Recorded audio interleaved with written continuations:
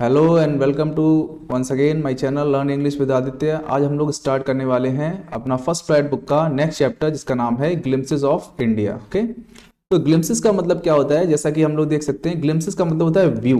Okay, इस chapter में आपने क्या पढ़ा है, इस चैप्टर में आपने व्यू के बारे में पढ़ा है। व्यू से मतलब हमें क्या क्या दिखता है इस चैप्टर में, ये हमने जाना है। तो सबसे पहले यहाँ पर जो फर्स्ट पार्ट है इसका, ये चैप्टर 3 पार्ट्स में डिवाइड है।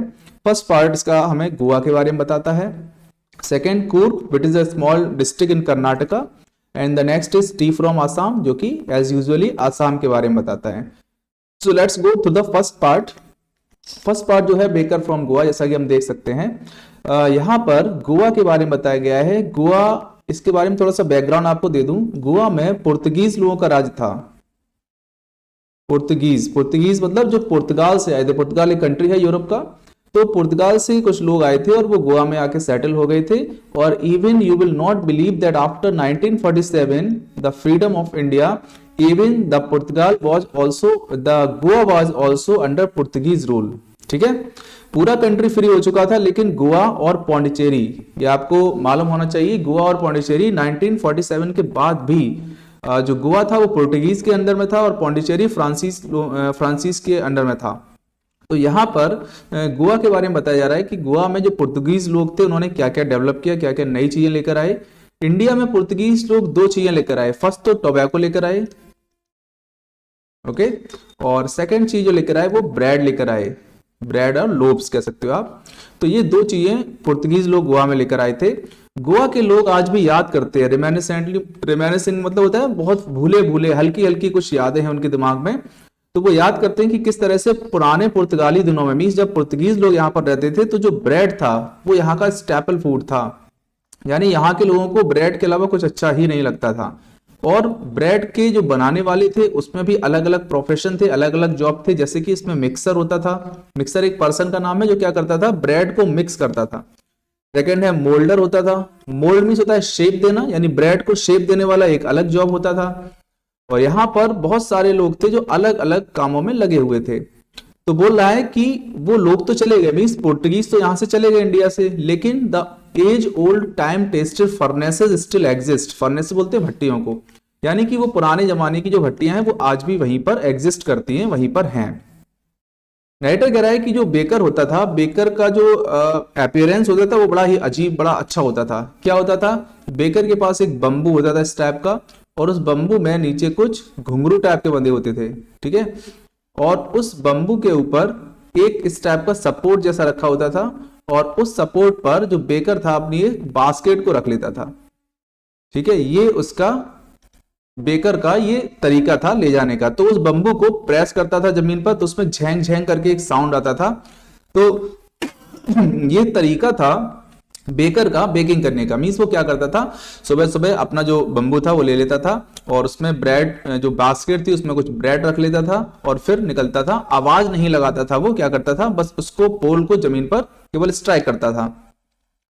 नरेटर कहता है कि जो बेकर लोग थे, बेकिंग का जो प्रोफेशन था बहुत ज्यादा प्रॉफिटेबल प्रोफेशन था, बहुत ज्यादा प्रॉफिट होता था इससे। और कोई भी पर्सन जो मोटा तगड़ा होता था ना उस टाइम पर, तो उसको देखकर कह सकते थे कि हाँ ये बेकर ही होगा। तो बोलता है कि बेकर्स आज भी गोवा में एग्जिस्ट करते हैं, जिनको हम पैडर भी बोलते हैं। यानी बेकर का अनदर नेम क्या है, पैडर। आप बेकर कह लीजिए या फिर इसको पैडर कह लीजिए। ठीक है, बेकर का ही दूसरा नाम है पैडर। नरेटर कह रहा है कि बचपन में जो बेकर था वो हमारा फ्रेंड और कंपेनियन और गाइड होता था। ध्यान रखना, इस पर शॉर्ट क्वेश्चन आ चुका है बोर्ड में, पूछा गया है कि बेकर फ्रेंड, कंपेनियन और गाइड कैसे हुआ करता था। तो आगे हम लोग बताया जा रहा है, पहले तो वो दिन में 2 बार आता था। ठीक है, 2 टाइम्स आता था। कब कब, पहली बार जब set out in the morning, set out होता है गो, जाना। जब वो सुबह सुबह पहली बार मॉर्निंग में बाहर निकलता था तब आता था। सेकेंड टाइम सेलिंग राउंड, जब वो सारी चीजें बेच कर आता था तब आता था। यानी नैरेटर के दरवाजे से वो 2 बार पास होता था। बताया जा रहा है कि डिंगलिंग थर्ड of bamboo woke us from our sleep. Narrator कहता है कि हम लोग जब सो रहे होते थे तो उसके जो बंबू था, उसकी जो साउंड था, उसका आवाज था, वो हमें सोते हुए से जगा दिया करता था, और हम उससे मिलने के लिए दौड़ पड़ते थे। यहां पर 2 चीजों की बात की जा रही है। एक तो है ब्रेड बैंगल्स, ध्यान रखना ये वर्ड, ब्रेड बैंगल्स, और दूसरी चीज है आपकी लोब्स। ठीक है, तो जो ब्रेड बैंगल्स थी वो चिल्ड्रन को अच्छी लगती थी, और लोब्स थे वो एल्डर्स को अच्छे लगते थे। तो नरेटर कह रहा है कि हम दौड़ पड़ते थे लोब्स के लिए नहीं, ब्रेड बैंगल्स के लिए, क्योंकि ब्रेड बैंगल्स छोटे छोटे ब्रेड के पीस होते थे, बैंगल्स जैसे साइज के, तो नरेटर को बहुत अच्छी लगती थी। और जो लोब्स होते थे वो घर के एल्डर्स लेने के लिए आते थे, बड़े लोग लोब्स लेने के लिए आते थे, छोटे बच्चे ब्रेड बैंगल्स के लिए। तो जब भी कोई बेचने के लिए आता था तो क्या होता था, घर के जो नौकर या नौकरानी होते थे वो लेने के लिए आते थे। नेटर कह रहा है कि उसके जो बम्बू था उसका जो झैंग झैंग का साउंड था, ये एक साउंड है झैंग झैंग, जब वो जमीन पर स्ट्राइक करता था उससे जो साउंड निकलता था उसको झैंग झैंग कहा गया है। तो ये साउंड था वो बम्बू स्टाफ से करता था, और जब भी वो किसी घर के बाहर आता था तो सबसे पहले घर की लेडी को गुड मॉर्निंग बोलता था। यानी कि इससे हमें ये पता चलता है जो बेकर था वो एक मैनर्ड पर्सन था, है ना, वो हमारे गाइड की तरह काम करता था, हमें गाइडेंस करता था कि किस तरह से आपको ट्रीट करना चाहिए लोगों के साथ, उनको गुड मॉर्निंग बोलना चाहिए। तो इस तरह से नरेटर उसको लोगों को मतलब बच्चों को शिक्षा देता था, बताता था उनको। नरेटर कह रहा है कि हम जब बच्चे थे we kids should would be pushed aside with a mild rebuke. Mild rebuke teacher था यहाँ पर। नरेटर क्या करता था कि जो उसका ये जो अभी मैंने ऊपर दिखाया था, ये इसका बम्बू था ना, इस पर जो बास्केट थी रखा था, तो नरेटर क्या करता था, नरेटर और उसके जो भाई बहन थे वो उस बास्केट में झांकने की कोशिश करते थे। तो जो बेकर था वो बड़े प्यार से, लिखा हुआ है ना माइल्ड रेब्यूक, माइल्ड रेब्यूक मतलब होता है बड़े प्यार से, तो माइल्ड रेब्यूक बड़े प्यार से उसको डांट दिया करता था, माइल्ड रेब्यूक से उनको डांट देता था। और इसके बाद नरेटर और उसके जो भाई बहन थे वो पैरापेट, पैरापेट मतलब होता है कोई स्टैंड, पैरापेट मतलब होता है स्टैंड या स्टेज। नरेटर या उसके भाई बहन किसी स्टैंड पर ऊंची जगह पर खड़े हो जाते थे और उसकी बास्केट के अंदर झांकने की कोशिश करते थे। लोब्स फॉर द एल्डर्स, जो बड़े लोग थे उनके लिए लोब्स थे, and bangles for the children, bangles का मतलब here not bangles, here are bread bangles, okay. जो ब्रेड बैंगल्स थी वो बच्चों के लिए थी, लोब्स बड़े लोगों के लिए थे। नरेटर कह रहा है कि जैसे ही हमें ब्रेड बैंगल्स मिल जाती थी हम लोग ब्रश भी नहीं करते थे। क्यों क्यों करें ब्रश, आगे रीजन दे रहा है। Who would take the trouble of plucking the mango leaf, ध्यान रखना मैंगो लीफ, वैसे तो ब्रश किससे किया जाता है, नीम की जो स्टिक होती है उससे, लेकिन यहाँ पर मैंगो लीफ से ब्रश किया जाता था। तो नरेटर कह रहा है कि कौन जहमत उठाए, कौन परेशानी उठाए मैंगो लीफ को तोड़ने की, उससे ब्रश करने की, और इसकी जरूरत भी क्या थी। कह रहा है tiger never brush the teeth, tiger तो कभी ब्रश नहीं करता है, और वैसे भी hot T could wash and clean up everything so nicely, जब आप गरम गरम चाय पीते हो ना तो सारे जो जर्म्स बैक्टीरिया होते हैं वो सारे खत्म हो जाते हैं, तो इसलिए वो ब्रश करने में बिल्कुल भी इंटरेस्टेड नहीं था।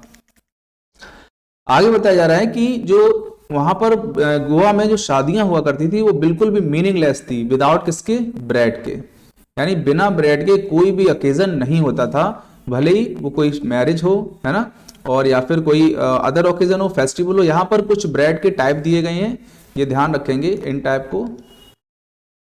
पहला दिया है बोल, यानी कि ये ब्रेड से बनने वाली डिश है, इस पर शॉर्ट क्वेश्चन आ चुका है और फिर पूछा जा सकता है, तो ये ध्यान रखना कौन कौन सी डिशेज हैं जो ब्रेड से बनती है। बताया जा रहा है ब्रेड नॉन एज बोल, एक बोल नाम की ब्रेड बनती थी। जस्ट एज अ पार्टी और feast losses charm without bread, क्योंकि हर पार्टी और फीस्ट में ब्रेड अगर ना हो तो उसका चार्म खो देती थी पार्टी, यानी कि बिना ब्रेड की कोई भी पार्टी नहीं होती थी। इसके बाद बताया जा रहा है कि जो बेकर था उसका इंपॉर्टेंस, ये बताने की जरूरत नहीं है कि ये गांव में क्या इंपॉर्टेंस था, क्योंकि सब लोग ब्रेड के हैबिचुअल थे और ब्रेड बनाने वाला भी होना जरूरी था। तो बताया जा रहा है अगर किसी लेडी के यहाँ किसी बेटी की उसकी एंगेजमेंट होती थी तो वहां पर अलग अलग डिशेस बनती थी ब्रेड की, जैसे कि सैंडविच, ऊपर हम लोग एक डिस्कस कर चुके हैं बोल, यहाँ पर सैंडविच। थर्ड डिश बताई जा रही है बोलेनाज, ठीक है। और ये सारी चीजें हैं जो यहाँ पर बताई जा रही है कि ये ऐसी डिशेस थी जो कि वहां पर यूज की जाती थी और अलग अलग फेस्टिवल में अलग अलग टाइम पर बनाई जाती थी। नेक्स्ट कह रहा है कि उस टाइम जो बेकर था वो एक अलग टाइप की ड्रेस पहनता था, उस ड्रेस का नाम क्या था, कवाई, ठीक है, ध्यान रखना। फिर से एक बार आपको देख लेते हैं। जो बेकर था, बेकर का दूसरा नाम क्या था, पैटर, ठीक है, ये ध्यान रखना, थोड़ा सा कंफ्यूजन है। और बेकर की जो ड्रेस थी उसका नाम था कबाई, ठीक है। ड्रेस क्या थी इसकी, single piece long frock reaching down to the knees, एक फ्रॉक टाइप की, जैसे आपने मूवीज वगैरह में देखा होगा जो कुक लोग पहनते हैं ना, और ऊपर एक कैप लगाए रहते हैं, तो एक फ्रॉक जैसी थी जो नीचे नीज के नीचे तक पहुंचती थी। और bearing A shirt and trouser which was shorter than full length, shirt और ट्राउजर पहनता था। यानी कि दो टाइप की ड्रेस थी। पहली टाइप की ड्रेस क्या थी, जिसको हम कवाई कहते हैं, जो कि बहुत पुराने जमाने में चलती थी। दूसरी टाइप की ड्रेस थी जो कि शर्ट और ट्राउजर था, है ना, शर्ट एंड ट्राउजर। तो ये ध्यान रखना, ये दो क्वेश्चन पूछे, एक क्वेश्चन इस तरह से पूछा जा चुका है कि नैरेटर के टाइम में, नैरेटर के समय जो बेकर था वो क्या पहनता था। तो नैरेटर के समय में ये पहनता था शर्ट एंड ट्राउजर, और अगर उससे भी पीछे जाओ तो वो कबाई पहनते थे। तो नैरेटर कह रहा है वी सॉ बेकर, लिखा हुआ है ना, in our childhood we saw bakers wearing a shirt and a trouser. हमने बचपन में जब बेकर को देखा तो वो शर्ट और ट्राउजर पहनता था, लेकिन हमारे समय से पहले वो क्या पहनता था, कबाई। और इसके बाद बताया जा रहा है कि आज भी अगर कोई पर्सन इस टाइप का शर्ट और ट्राउजर पहन ले, हाफ पैंट पहन ले, तो उसको क्या बुलाया जाता है, उसको पैडर बुलाया जाता है। मींस वो लुक ही एक पैडर जैसा होता है। अच्छा, बेकर का जो कलेक्शन करने का तरीका था वो भी बड़ा अजीब था। बेकर किस तरह से कलेक्ट करता था, पर्टिकुलर हाउसेस की वॉल पर वो मेंशन कर देता था। जैसे किसी घर से उसने ब्रेड ली तो उस ब्रेड को वो परचेज नहीं करता था, मतलब उसी दिन पैसा नहीं ले देता, उस घर पर लिख देता। जैसे 2 उस दिन ले ली, नेक्स्ट दिन 3 ले ली तो 3 लिख देता था, फिर अगले दिन 2 ले ली तो फिर 2 लिख देता। इसी तरह नेक्स्ट हाउस पर 1 ले ली तो 1 लिख देता था, 2 ले ली तो 2, 3 ले ली तो 2, 3, इस तरह से वो मेंशन करता जाता था। फिर क्या होता था, पेंसिल से मेंशन करता, ध्यान रखना। और इसके बाद मंथली अकाउंट्स क्या करता था, baker collected his bills, bills मतलब rupees, amount at the end of the month. महीने के एंड में वो सारा अमाउंट इकट्ठा करता था, यानी कि रोज रोज नहीं लेता था, महीने के एंड में इकट्ठा करता था वो सारा अमाउंट। आगे बोल रहा है कि बेकिंग जो था वो बहुत प्रॉफिटेबल प्रोफेशन था। क्यों, क्योंकि हर जगह बेकिंग की डिमांड होती थी, ब्रेड की डिमांड होती थी, और ब्रेड बनाने वाला जो बेकर था उस पर बहुत सारा काम होता था, उस पर बहुत सारे पैसे होते थे। Even not only baker but also his family members as well as his workers, they were also very happy and looked very prosperous. Here is the word plump, PLUMP, plump means healthy, यानी वो शक्ल से ही healthy दिखते थे, उन्हें देखकर कोई कह नहीं सकता था कि दुबले पतले हैं। तो जो बेकिंग का प्रोफेशन था वो देखने से ही लग जाता था कि हाँ ये बहुत हेल्दी है और ये बहुत ज्यादा प्रॉफिटेबल है। Okay, so this was the summary of this chapter. बहुत छोटा सा चैप्टर है लेकिन इंटरेस्टिंग है, थोड़ा सा एजुकेशनल है, इंफॉर्मेटिव है। चलिए अब देखते हैं इसके कुछ क्वेश्चंस को, कुछ की पॉइंट्स को देख लेते हैं। फर्स्ट की पॉइंट है, elders think often fondly of good Portuguese days and their famous loves of bread. हम लोग पढ़ चुके हैं। The age old furnaces still bake those breads. Age old furnaces means old, पुरानी जो फर्नेसेज हैं उनमें आज भी ब्रेड्स को बेक किया जाता है। The third and jingle of baker's bamboo announcing his arrival can be heard in the some places. ठीक है, यानी उसके आने का जो अराइवल है वो थर्ड ऑफ जिंगलिंग से सुना जा सकता है। आज भी बेकर्स को पैडर बोला जाता है गोवा में।